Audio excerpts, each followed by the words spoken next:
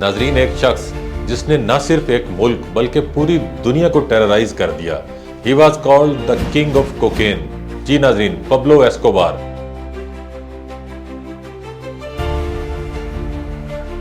Pablo Escobar एक नाम जो सिर्फ कोलंबिया ही नहीं पूरी दुनिया के लिए खौफ बन गया। ये शख्स एक वक्त में दुनिया का सबसे अमीर और सबसे डेंजरस गैंगस्टर था, लेकिन उसकी कहानी सिर्फ नफरत और क्राइम की नहीं बल्कि पूरी तरह से पावर, पॉलिटिक्स और जियोग्राफी के चक्कर में लिपटी हुई है।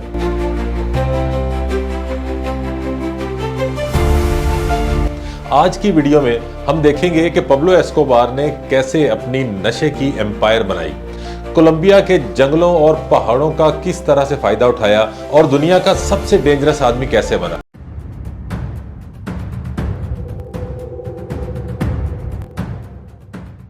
कोलंबिया जहां सब कुछ शुरू हुआ। पब्लो एस्कोबार का ताल्लुक मेडेलिन कोलंबिया से था, एक साउथ अमेरिकन कंट्री जो पैसिफिक ओशन और कैरिबियन सी दोनों के साथ बॉर्डर रखता है। कोलंबिया की जियोग्राफी एक ह्यूज एडवांटेज था, घने जंगल, अनरेगुलेटेड बॉर्डर्स और remote mountainous areas. Medellin Escobar का बेस एक ऐसी जगह थी जहां से ड्रग्स इजीली और सी के जरिए एक्सपोर्ट किए जा सकते थे, खास तौर पर मियामी यूएसए तक। एस्कोबार ने इन्हीं जंगलों को लैब्स बनाने और रिमोट रनवेज बनाने के लिए यूज किया।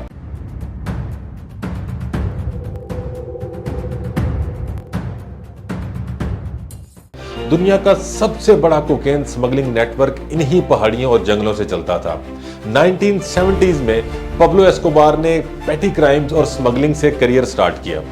थोड़ी देर में उसने कोकेन स्मगलिंग में फुट होल्ड बनाया और मेडेलिन कार्टेल एस्टैब्लिश किया। 1980s तक उसका कार्टेल दुनिया का 80% कोकेन सप्लाई कंट्रोल करता था। सिर्फ यूएस में हर हफ्ते $400 मिलियन की कोकेन स्मगल होती थी। एस्कोबार की वीकली इनकम कभी कभी $420 मिलियन तक पहुंच जाती थी। He was so rich that he once offered to pay off Colombia's $10 billion foreign debt in exchange for not being extradited to the US. वो सबसे ज्यादा इस बात से घबराता था कि उसको यूएस से एक्स्ट्राडाइट कर दिया जाए, तो उसने उसके बदले में पूरे कोलंबिया का कर्ज तक पे करने की ऑफर दी। एस्कोबार ने कोलंबिया को लिटरली झुका दिया था। उसका नारा था प्लाटा ओ प्लोमो, यानी पैसा ले लो या गोली खा लो। सियासतदान, जज या जर्नलिस्ट, किसी को भी उसने माफ नहीं किया। 1989 में उसने एक प्लेन उड़ा दिया जिसमें एक सदारती उम्मीदवार सफर कर रहा था। 4000 से ज्यादा लोगों को उसने डायरेक्टली या इनडायरेक्टली मार डाला, जिसमें हंड्रेड्स ऑफ पुलिस ऑफिसर्स और जर्नलिस्ट भी शामिल थे।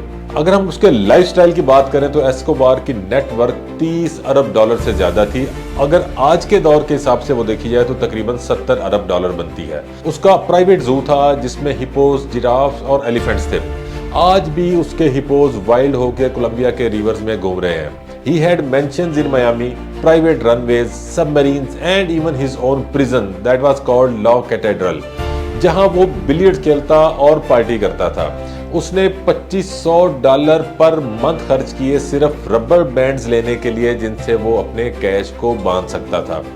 उसे रॉबिन हुड समझा जाए कोलंबिया का या नहीं, जब पूरी दुनिया उसे क्रिमिनल के तौर पर देखती थी तो कोलंबिया के गरीब उसे रॉबिन हुड कहते थे। एस्कोबार ने मेडेलिन के लोगों के लिए घर बनाए, फुटबॉल ग्राउंड्स बनाए, स्कूल्स बनाए। वो गरीबों को पैसा देता था, लोगों के इलाज का खर्च उठाता था। इस वजह से कई लोग उसे सपोर्ट करते थे और पुलिस को उसकी इंफॉर्मेशन नहीं देते थे। 1990s के आगाज में यूएस ने कोलंबिया के साथ मिलकर ऑपरेशन सर्च ब्लॉक लॉन्च किया।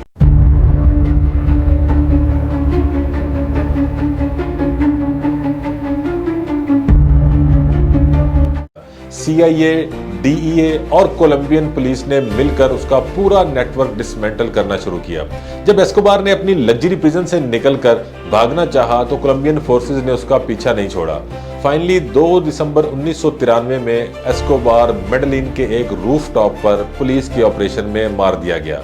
नाज़रीन, उसका मुनाफा $2.1 अरब पर मंथ था और वो भी 10% कैश चूहे खा जाते थे या जमीन में सड़ जाता था। एक दफा एस्कोबार ने अपने घर में $2 मिलियन कैश को सिर्फ इसलिए आग लगाई थी क्योंकि वो अपने बच्चों को सर्दी की रात में गर्म रखना चाहता था। उसने सियासतदान बनने की भी कोशिश की और कोलंबियन कांग्रेस में 1982 में इलेक्ट भी हुआ। उसका अपना एक प्राइवेट फ्लीट था एयरप्लेन्स का और सबमरीन्स का, जिन्हें वो ड्रग स्मगलिंग के लिए यूज करता था। इवन उसकी मौत के बाद वो हिप्पोस जो उसने अपने चिड़ियाघर में रखे हुए थे वो दरियाओं में फैल गए और कोलंबिया की नहरों में आज भी वो लोगों के लिए एक खतरा है। पब्लो एस्कोबार की कहानी सिर्फ एक गैंगस्टर की कहानी नहीं, बल्कि एक सिस्टम की कमजोरी की मिसाल भी है, जहां जियोग्राफी, गवर्नेंस और गरीबी का फायदा उठा के एक शख्स ने पूरे मुल्क को हिला के रख दिया। वो मर गया, लेकिन आज भी उसका नाम मेडेलिन की हवाओं में महसूस होता है।